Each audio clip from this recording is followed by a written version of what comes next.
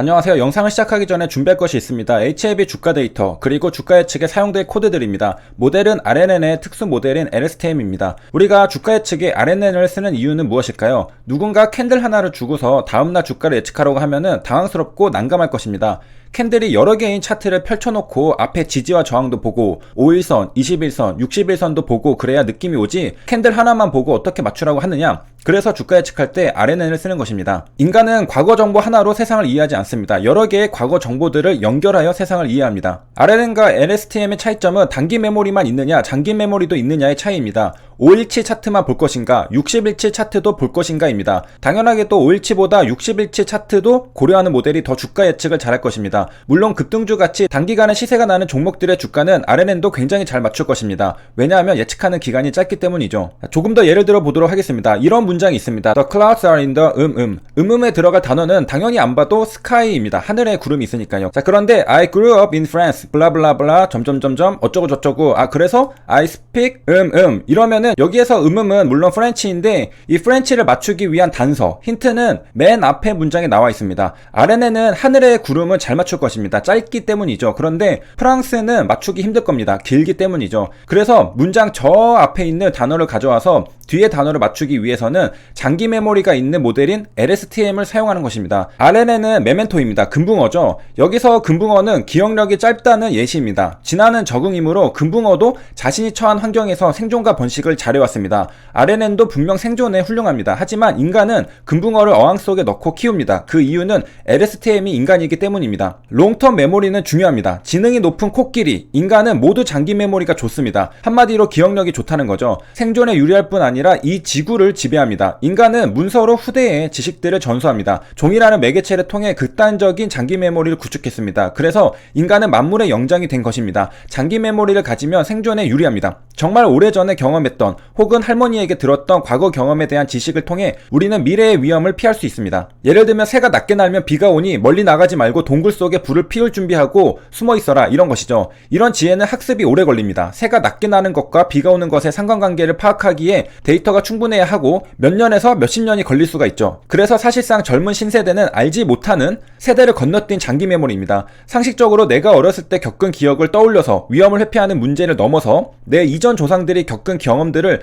떠올려야 한다는 것입니다. 이것을 구전과 종이가 대신해줍니다. 그래서 한 부족의 노인은 연장자라는 이유만으로도 대우를 받고 지혜를 빌리기 위해 후손들이 그 노인의 말씀에 경청하게 되는 것입니다. 만약 이러한 지식이 없었다면 새가 낮게 나는데 사냥을 나갔다가 비에 홀딱 맞고 어쩌면 강물에 휩쓸리던가 추위에 얼어 죽었을 것입니다. 장기 메모리가 약한 군붕어는 며칠 전에 낚싯바늘에 걸렸던 것을 까먹고 또 낚싯바늘을 뭅니다. 그래서 우리는 RNN의 특수 모델인 LSTM을 사용해야 하는 것입니다. 더 우월한 모델이기 때문입니다. 금붕어와 인간의 차이입니다. 이렇게 장황하게 설명하지 않아도 캔들 몇 개만 주고 주가를 맞출 것인가, 전체 캔들을 살펴보고 주가를 맞출 것인가 생각해본다면 답은 명확합니다. RNN은 X라는 인풋 데이터가 들어오고 H라는 아웃풋 데이터가 나가는 모습을 볼 수 있습니다. 그리고 RNN의 특징으로 바로 네트워크 루프가 있는데요. 펼쳐보면 뉴럴 네트워크가 시퀀셜하게 연결되어 있다는 것을 알 수 있습니다. 자, 우리가 보려는 것은 RNN에서 더 나아가 장기 메모리를 장착한 LSTM인데요. LSTM은 RNN과 다르게 명시적으로 롱텀 메모리를 가지고 있습니다. 긴 시간의 정보를 기억하는 것은 디폴트 행동이어야지 모델이 배워야 하는 것은 아닙니다. 우리가 모델을 돌려보기 위해서는 모델에 대한 이해가 선행되어야 합니다. LSTM의 모델을 잠시 살펴보면요. 먼저 forget gate layer가 있습니다.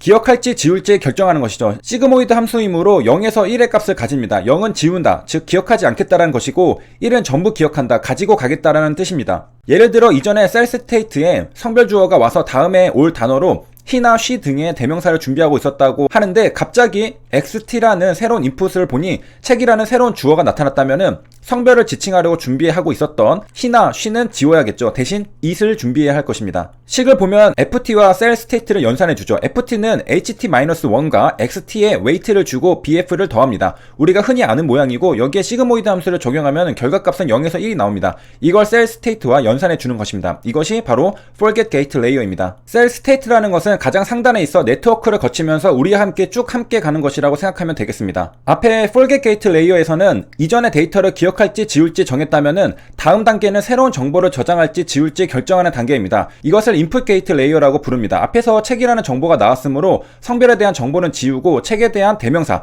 it을 준비하고 저장하는 것이라고 보면 됩니다. forget 게이트 레이어와 input 게이트 레이어를 차근차근 순서대로 이렇게 연산하면은 이전에 CT-1은 CT가 됩니다. 이전의 셀 스테이트가 새로운 셀 스테이트로 탄생합니다. 그리고 대망의 마지막 단계는 무엇을 아웃풋으로 보낼지를 정하는 것입니다. HT가 바로 그것입니다. CT라는 셀 스테이트는 모델 네트워크와 함께 쭉 가는 겁니다. 중간에 아웃풋으로 나가는 것들이 HT입니다. 앞에 예제를 이어서 생각해보면은 책이라는 명사 주어가 왔으니 다음 품사는 아마도 동사가 될 것입니다. 동사가 단수냐 복수냐는 명사가 어떤 모습인지에 따라 달라질 것입니다. 여기까지 기본적인 LSTM을 살펴봤는데 다른 변형 LSTM도 많습니다. 조금씩 다른데요. 여기는 P4이라고 해서 게이트 레이어가 셀 스테이트를 엿볼 수 있는 구멍을 만들어 놨습니다. 이전에 봤던 LSTM은 인풋 데이터만 참고해왔는데 이번 변형 LSTM은 셀 스테이트도 참고해서 판단합니다. 엿보는 것이죠. 또 다른 모델은 forget 게이트 레이어와 input 게이트 레이어를 합치는 것입니다. 각자 따로 판단하기보다 한 번에 같이 연결해서 판단하겠다는 것입니다. 한마디로 있는 것과 새로 기억할 것을 같이 본다는 것인데요. 새로운 정보가 들어갈 자리만 있겠다라는 것이죠. 반대로 정보를 잊어버리는 부분에 새로운 정보를 넣겠다라는 것입니다. 그리고 GRU라는 것이 또 있는데요. 보시듯이 그냥 복잡합니다. 여러 가지를 합치고 있는 것을 볼 수 있습니다. 우리 뇌가 이렇게 생겼을까요? 점점 유명해지고 있다라고 합니다. 정리를 하자면은 LSTM은 RNN의 단점을 개선하고 극복한 알고리즘입니다. RNN은 숏텀 메모리만 가지고 있는데 LSTM은 숏텀 메모리뿐만 아니라 롱텀 메모리도 가지고 있습니다. 그래서 이름이 LSTM입니다. 모델이 학습하는 것이 아니라 실제로 모델의 한 부분으로 들어가 있습니다. 우리가 극장에서 영화를 볼 때 중간에 입장에서 영화를 보면 어느 정도 이해할 수는 있지만 저 주인공이 왜 저런 행동을 하는지 알 수 없을 때가 많습니다. 이전에 어떤 사건들이 있었는지 모르기 때문이죠. 우리가 본 적이 없으므로 기억할 수가 없는 것입니다. LSTM은 기존의 RNN이 오래전 정보를 까먹는 것을 방지해줍니다. 그래서 맨 앞에 나온 정보와 뒤에 나온 정보를